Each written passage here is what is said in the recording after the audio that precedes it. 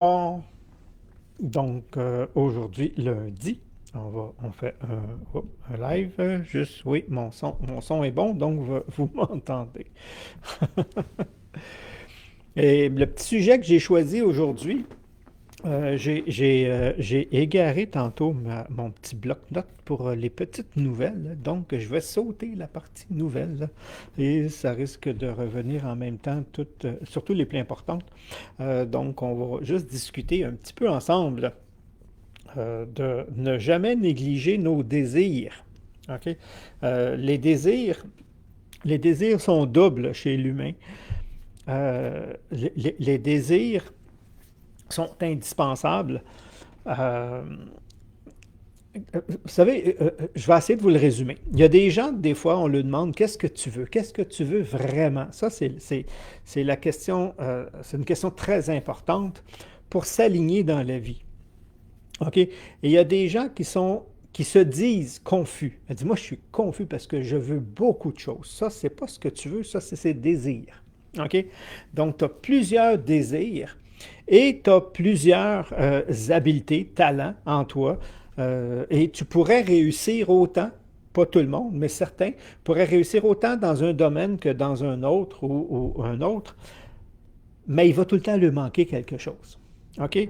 Et ça, c'est au-delà du désir. Mais avant, il faut passer par le désir. OK? C'est comme si l'énergie vient à moi. OK? C'est des images, hein? J'aime les images.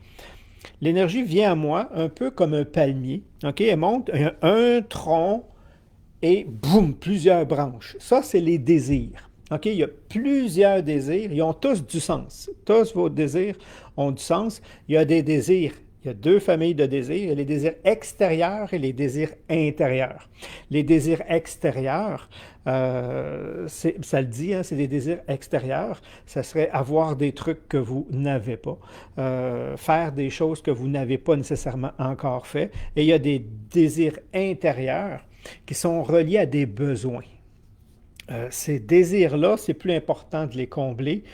Et souvent, c'est en donnant vie à ce désir-là que non seulement je comble ce besoin-là, mais que je me rends compte justement que c'était un besoin. Parce que des fois, on ne l'identifie même pas comme un besoin.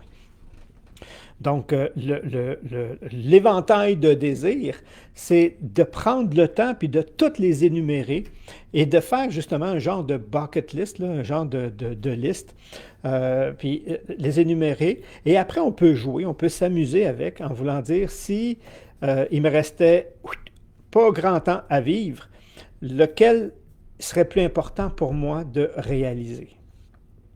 Ça ne veut pas dire que je mets les autres de côté, mais je vais prioriser. OK? Lequel, si je décéderais, je me dirais, j'aurais donc dû. Hein? Lequel j'aurais des regrets de ne pas avoir alimenté, ne pas l'avoir réalisé ou autre. Euh, et vous allez vous rendre compte que dans la majorité du temps, ce n'est pas des désirs extérieurs. OK? C'est vraiment des désirs plus intérieurs. Parce que les besoins, quand nos désirs reliés à des besoins sont connectés justement à un potentiel chez l'individu, et le fait de se diriger et de donner vie à ce désir-là, à éveiller ce potentiel, ça vous rend meilleur, ça vous rend plus grand, plus fort, plus compétent, plus, plus, plus. OK? Et celui-là, on ne veut pas passer à côté. Mais ça ne veut pas dire qu'on va le trouver tout de suite. OK? Des fois, on est trop animé, trop influencé par des désirs extérieurs. Et ça, c'est le piège. Hein? Le piège, le désir extérieur. Je vais vous donner une différence entre désir et besoin. Des fois, hein? Des fois, on ne le comprend pas. J'ai faim, c'est un besoin. Je désire manger une lasagne de chez un tel. Ça, c'est un désir. OK? J'ai un besoin de combler ma faim, d'apporter des nutriments. Je pourrais apporter la majorité des nutriments, ça comblerait ce besoin-là, mais mon désir, c'est d'aller là. Ici, ce n'est pas important de donner vie à ce désir, c'est un plus. OK? Je suis rassasié autant dans mon besoin que dans mon désir. Hein? C'est bien. Mais si j'aurais comblé mon besoin, le désir de serait disparu aussi de lasagne. OK? Il me semble que j'ai dit lasagne, oui. Donc, ce désir-là serait disparu aussi, parce qu'en réalité, il est animé par un besoin. Alors que le désir qui est seulement extérieur, et souvent qui est connecté à un passage émotif chez l'individu, souvent, tu vois quelque chose, c'est un coup de cœur, tu as le goût de l'acheter, et tu vis une émotion X à ce moment-là, et je prends l'exemple d'un vêtement, et tu achètes ce vêtement-là avec ce désir-là ponctuel, relié à une émotion, et tant que tu ne vis pas cette émotion, que tu ne retrouves pas cette émotion-là, ce vêtement-là ne te plaît plus. Tu ne sais même pas pourquoi tu l'as acheté, parce que tu l'as acheté sur une pulsion émotive. Donc, pas connecté à un vrai besoin, mais seulement à un désir extérieur qu'on appelle le piège. Donc, les désirs extérieurs, c'est plus des avoirs, OK? Des avoir, avoir, avoir.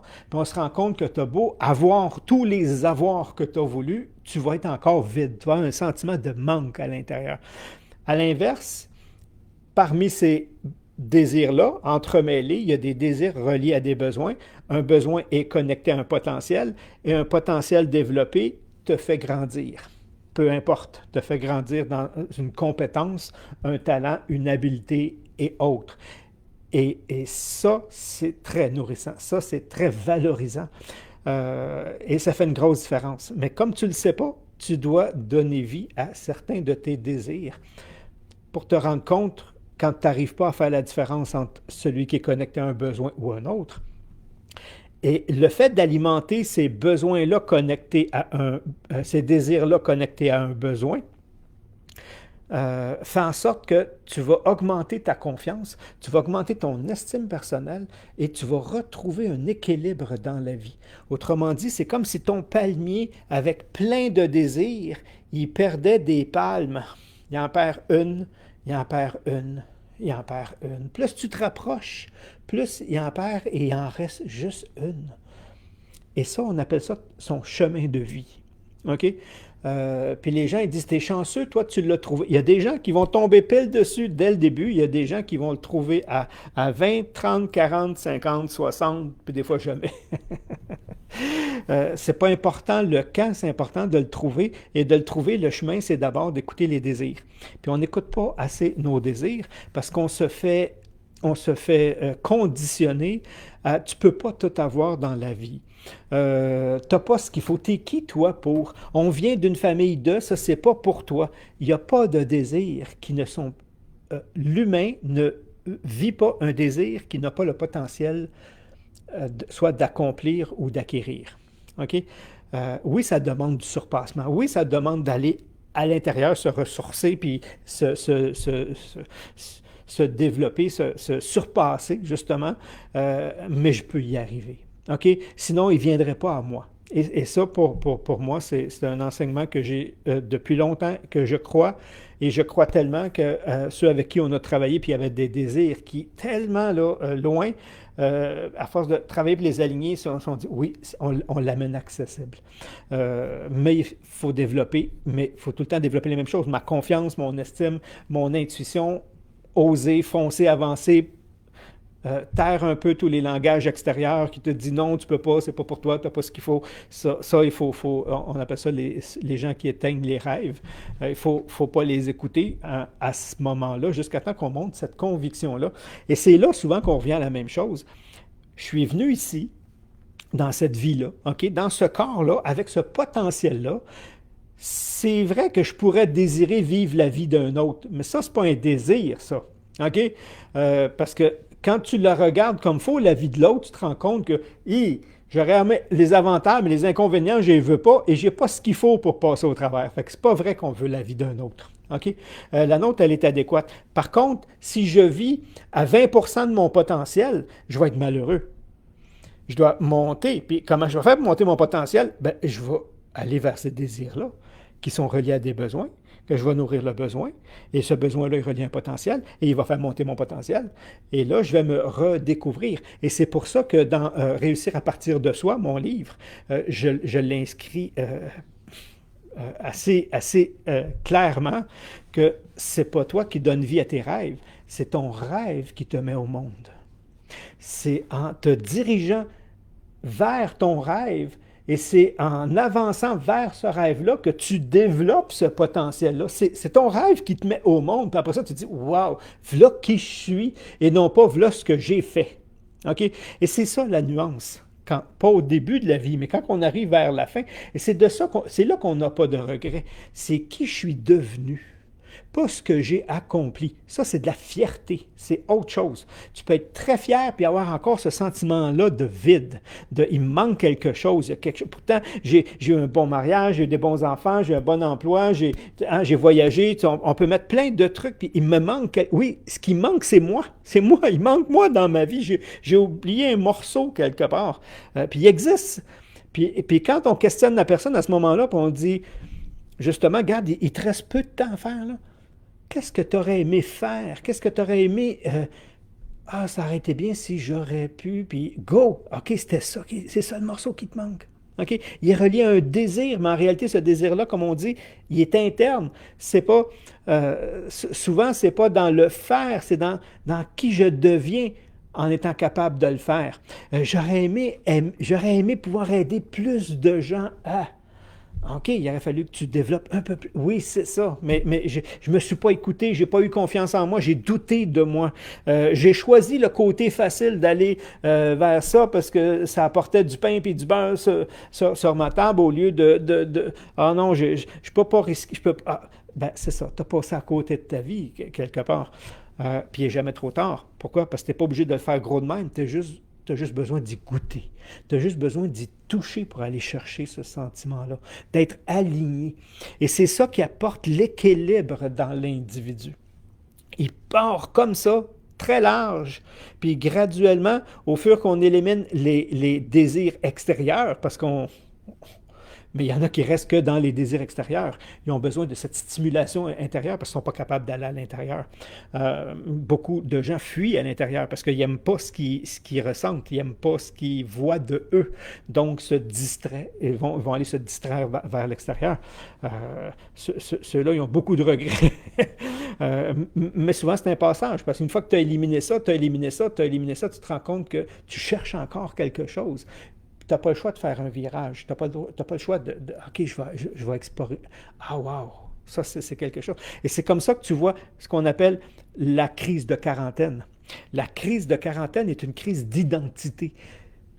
J'ai passé toute ma vie en fonction de l'extérieur, parce que c'est ce qu'on nous enseigne. OK? J'ai travaillé pour avancer ma carrière, j'ai travaillé pour mes enfants, j'ai travaillé pour mes familles, puis toi, j'ai oublié cette partie-là.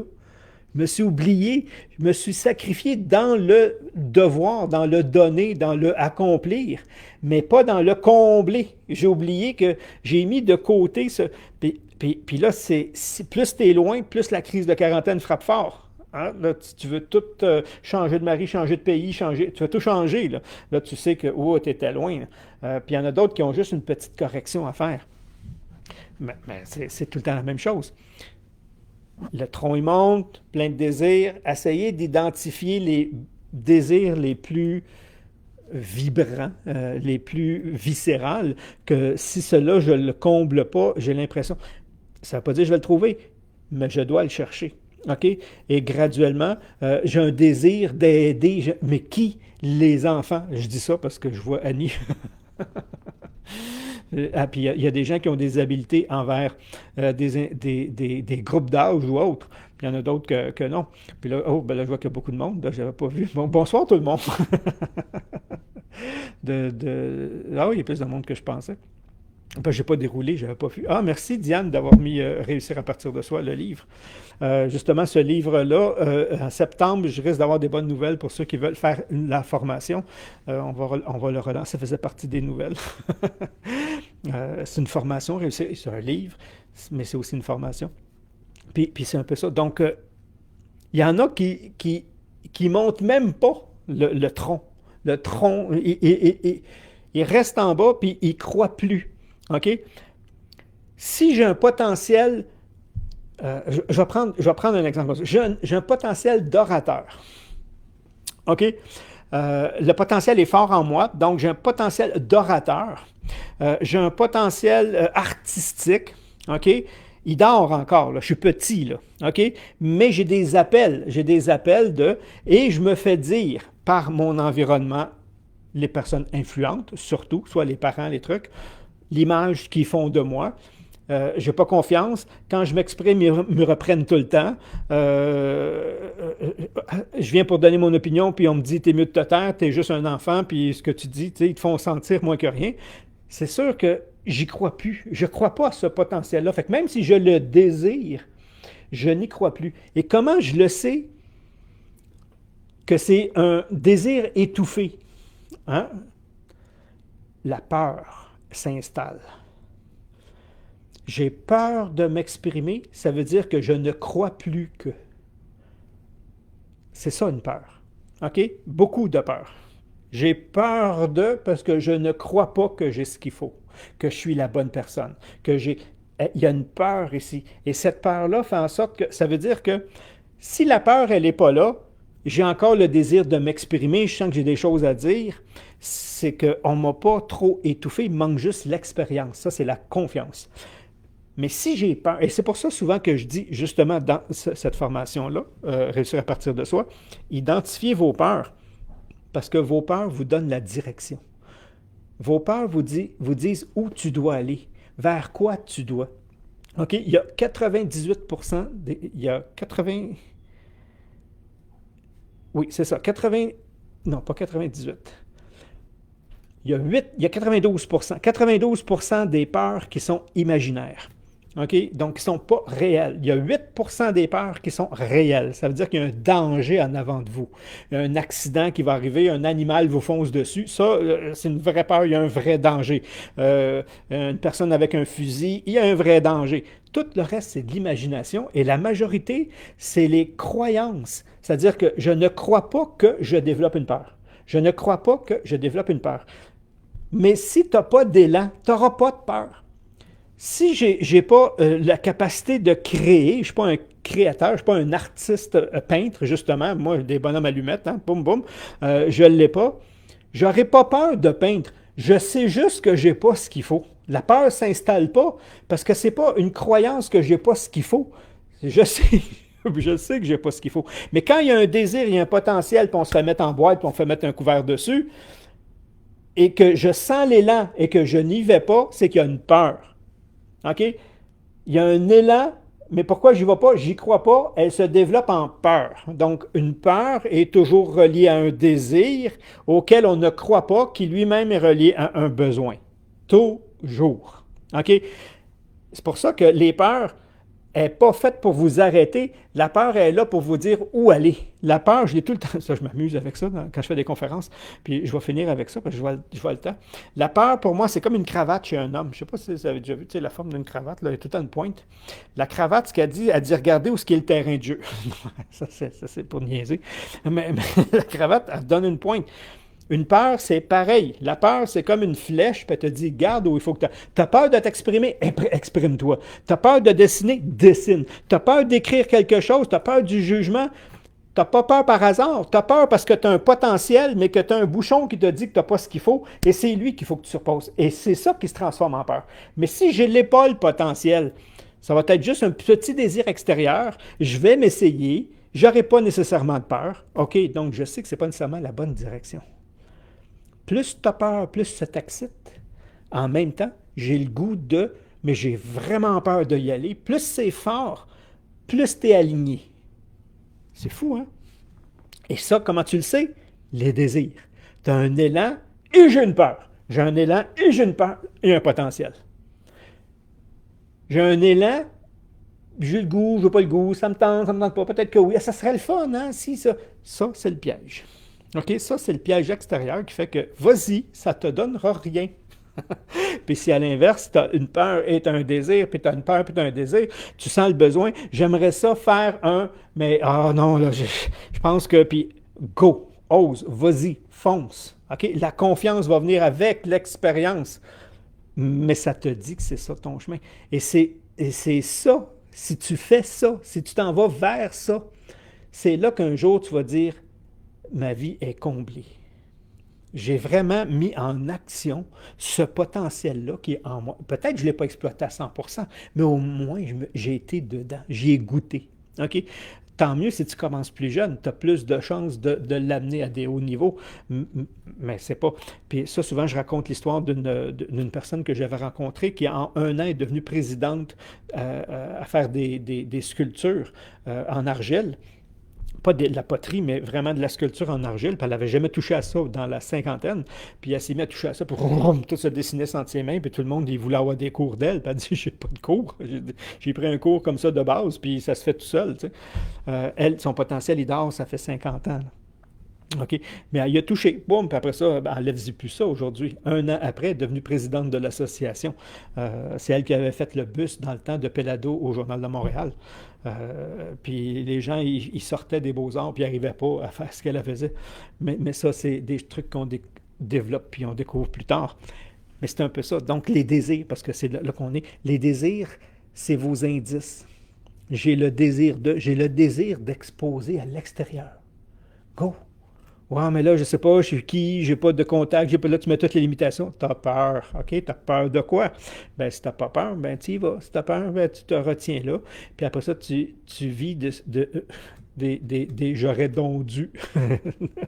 Hein? J'aurais dû. Ça, c'est les regrets. Les regrets plus tard, vers la fin de vie. J'ai laissé ça passer, j'ai pas osé, j'ai eu peur. C'est souvent ça que les gens vont dire. Fait que c'est un peu ça. Fait que là, je vais juste lire parce que j'ai pas tendance à lire d'habitude. Parce que euh, Léna me dit, tu fais quand même des beaux dessins. Euh, euh, Peinture. Pas dans le dessin, hein? C'est ça, c'est autre chose. On dit tout le temps que tu n'as pas besoin de savoir dessiner pour pouvoir peinturer. Ça, c'est l'autre chose.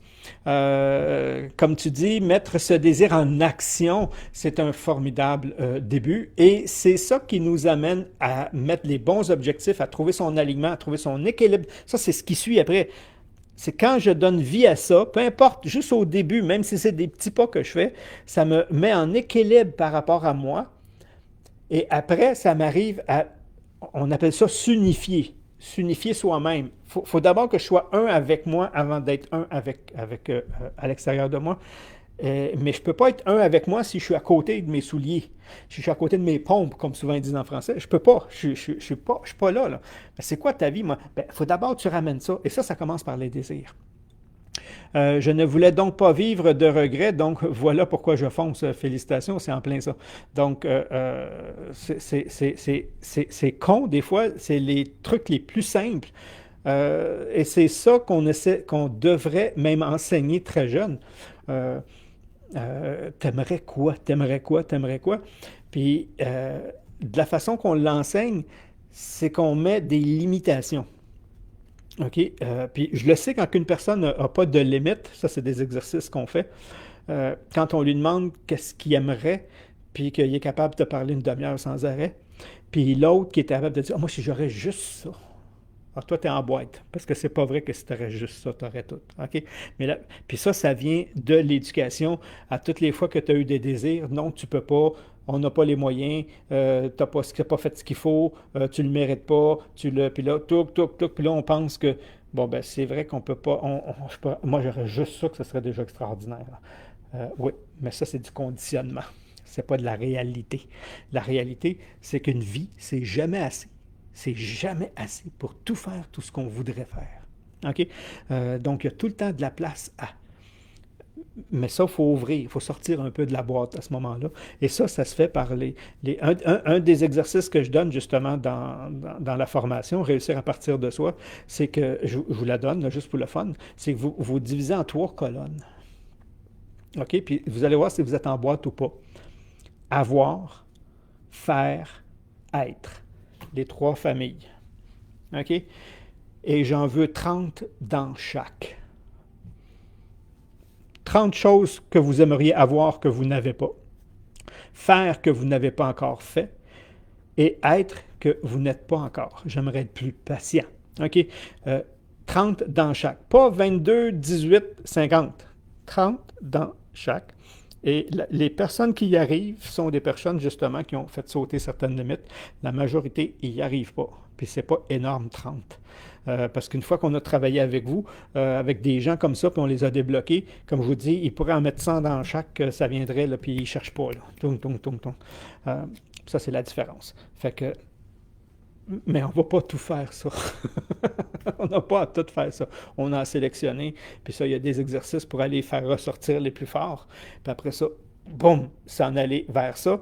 Et juste parce que je l'ai écrit, et ça, on le fait dans les exercices de début d'année, puis les gens, ils émettent par écrit, pas les 30, là, mais ils en mettent par écrit. On met ça dans une enveloppe, on laisse passer de l'année, puis à la fin de l'année, puis juste parce qu'ils se sont arrêtés, la moitié de la liste est accomplie. Puis ils s'en sont presque pas rendus compte. Ça, c'est autre chose. Ça, c'est la programmation qu'on fait sans que les gens s'en rendent compte. Fait que donnez vie à vos désirs.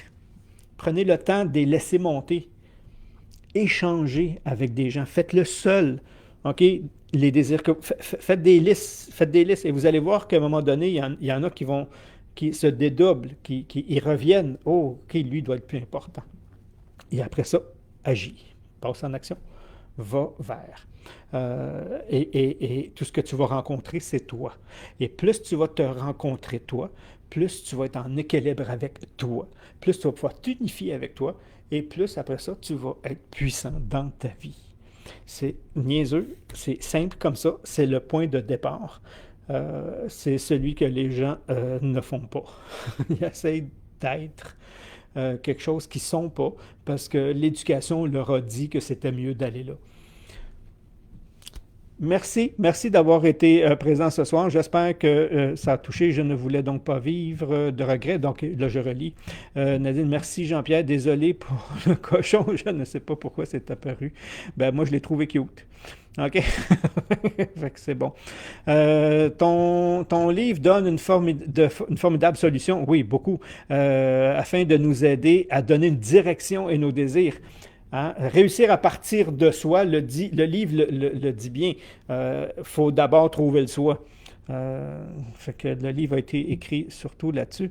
Annie, moi aussi, là, je viens de... Annie, moi aussi, des émoticônes partent. Je sens que j'ai touché. Ah, des fois, c'est. Ah, tiens, tu fais juste passer devant peut-être, puis le système y accroche, là, parce qu'ils ont changé encore la plateforme. Ça, c'est le correcteur. OK, ouais, émoticône. Merci, merci, merci. Merci tout le monde. Merci d'avoir été là. Donnez vie à vos désirs. Laissez les désirs monter en vous. Laissez-les vous rendre heureux. Et comment je vais être encore plus heureux, c'est en agissant vers ces désirs-là. Pourquoi? Parce que je m'en vais à la rencontre de moi-même. Donc, merci beaucoup. 21h ce soir, ceux qui sont présents, il y a une méditation ce soir, la méditation de l'ascenseur. Donc, si ça vous tente de prendre l'ascenseur, d'abord, vous n'avez pas le vertige. Il y a une méditation guidée 21h ce soir. Donc, si vous êtes présent sur le live de 21h, c'est pour une méditation. Là-dessus, je vous remercie. Bonne soirée tout le monde et peut-être à 21h.